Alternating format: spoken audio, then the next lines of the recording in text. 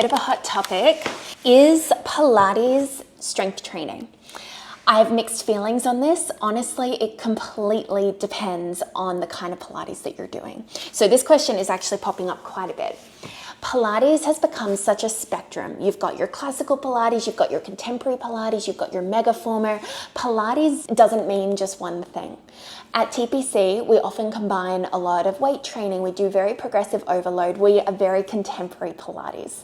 So a lot of the work we do at TPC does count as strength training. We're working with hip hinging, we're working in squatting, we're adding push, pull, we're adding components of personal training to your training. Whereas if you're doing classical Pilates, it has 1,000,001 benefits.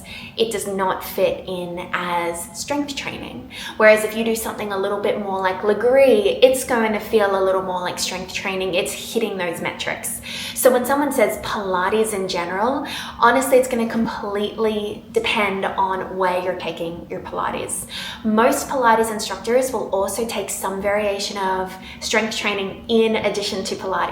So it doesn't have to be all or nothing. The best thing you can do is diversify your training a little bit. So if you can do 2 Pilates a week and 1 strategic strength training day, that's a great mix for some people. For others, it's several strength training sessions, 1 Pilates session. Basically, all movement has benefits and it's working out what works best for you. For me, a split of the 2 is great. I do strength training with a very Pilates base because I think Pilates, once you move in a Pilates way, you can bring that to everything, and that understanding of your body is key. But I would not just say, oh, I'm taking a Pilates class, that is strength training. It really does depend on the weight, the intensity, and the programming. So I would even chat to your instructor about if this kind of qualifies or how you're feeling in your body. And if you feel like the weight you're doing in Pilates is quite light, this is not a bad thing. That means you're doing balance, you're doing stability, you're doing coordination, you're doing other things.